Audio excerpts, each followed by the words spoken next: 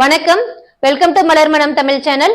மலர் மருத்துவம் பற்றிய ஆழமான தகவல்களை பெறுவதற்கும் மலர் மருத்துவம் கற்றுக்கொள்வதற்கும் நம்முடைய மலர் மனம் தமிழ் சேனலை சப்ஸ்கிரைப் பண்ணிக்கோங்க. கூடவே பக்கத்துல இருக்கிற பெல் ஐக்கானையும் பிரஸ் பண்ணிக்கோங்க. இன்னைக்கு எல்லாருக்கும் ரொம்ப தேவைப்படுற ஒரு முக்கியமான விஷயத்தை தான் பார்க்க போறோம்.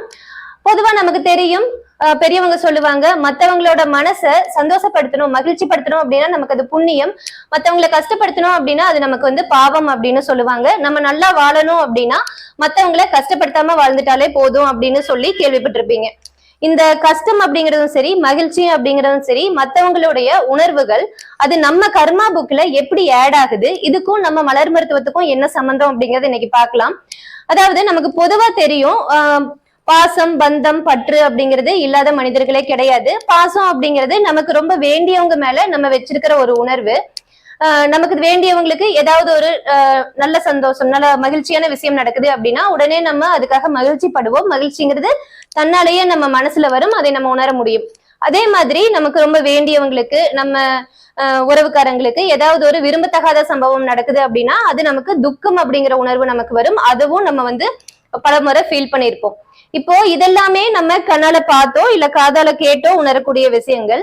ஆனா சில விஷயங்கள் தானாவே நடக்கும். அதாவது எப்படின்னு பாத்தீங்கன்னா, சிலருக்கு தனக்கு ரொம்ப வேண்டியவங்களுக்கு ஏதாவது ஒரு விரும்பத்தகாத சம்பவம் நடக்க போகுது அப்படின்னா கனவுலயோ இல்ல வேற ஏதாவது ஏதோ நடக்க போகுது அப்படின்னு மனசுக்கு தோன்றது மூலமாவோ ஒரு அறிகுறி மாதிரி தெரிய வரும். இது கூட எல்லாருக்குமே நடக்காது. ஆனா பெரும்பாலான தாய்மார்களுக்கு குழந்தை பிறந்த அந்த புதிதுல குழந்தைக்கு பசிக்குது அப்படின்னா தாய்மார்களுடைய உடல்ல சில மாற்றங்கள் நடக்கும். இத பெரும்பாலான தாய்மார்கள் உணர்ந்திருப்பாங்க. இதெல்லாம் ஏன் நடக்குது?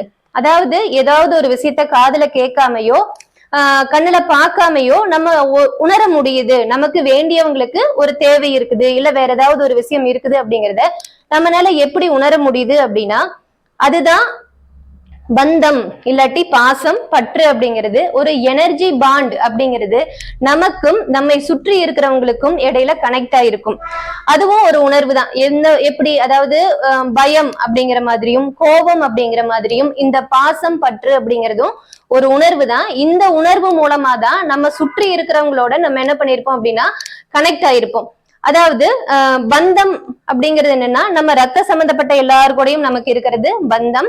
என்னுடையது அப்படிங்கிற இந்த பந்த உணர்வு மூலமா நம்மளுடைய டிஎன்ஏல சம்பந்தப்பட்ட எல்லாரு கூடயுமே நம்ம கனெக்ட் ஆயிருப்போம். அப்புறம் பற்று அப்படிங்கிறது என்னுடைய உடைமை அப்படிங்கிற ஒரு உணர்வின் மூலமா ஒரு இடமா இருக்கலாம், இல்ல ஒரு வீடா இருக்கலாம், இல்ல எந்த பொருளா இருந்தாலும் என்னுடையதுங்கிறது உணர்வு மூலமா நம்ம அந்த பொருளோட கனெக்ட் ஆயிருப்போம்.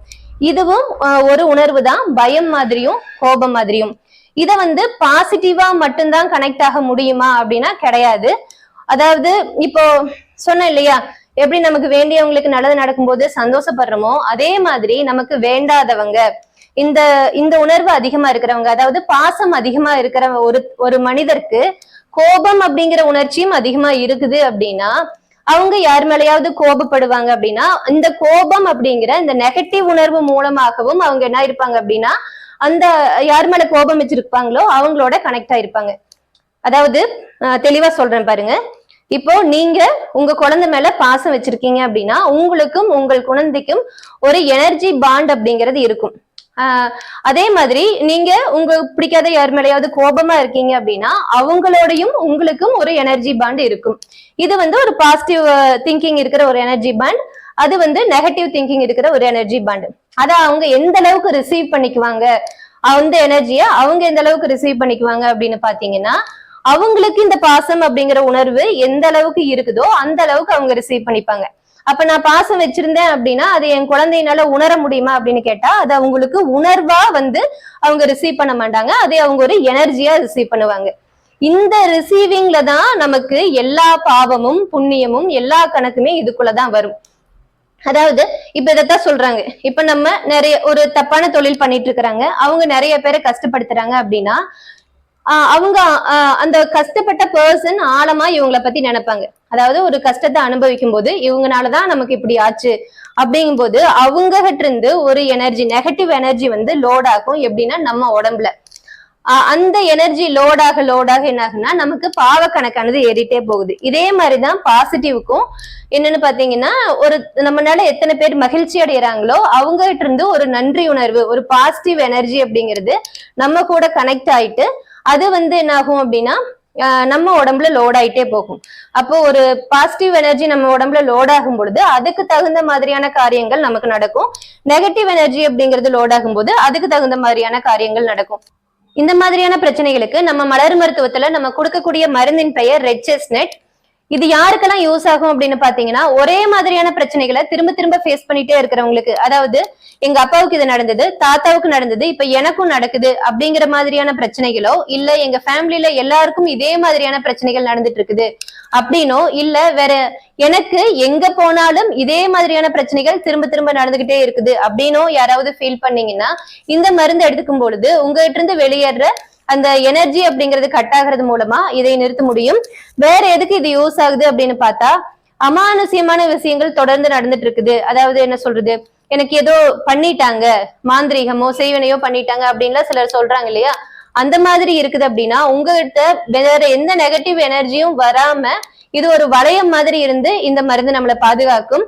கூட என்ன ஆகும் அப்படின்னு பாத்தீங்கன்னா, இந்த இறந்தவங்க கண்ணுக்கு தெரியுறாங்க அப்படின்னு சொல்லிட்டு சிலர் சொல்லுவாங்க. ஏன்னா இவங்களுக்கும் அந்த இறந்தவங்களோட அந்த இறந்த பர்சனுக்கும் இருக்கிற எனர்ஜி பாண்ட் ரொம்பவே ஸ்ட்ராங்கா இருக்கிறதுனாலதான் இந்த கண்ணுக்கு தெரியறது அந்த மாதிரி விஷயங்கள் நடக்குது. இந்த மருந்து எடுத்துக்கிறது மூலமா அந்த எனர்ஜி பாண்டை கட் பண்ணி அந்த மாதிரியான பிரச்சனைகளுக்கும் இதுல தீர்வு காண முடியும். ரொம்பவே முக்கியமான மருந்து இந்த ரெட் செஸ்னட். நம்ம கர்மாவோட ரொம்பவே ஆழமா தொடர்புடையது.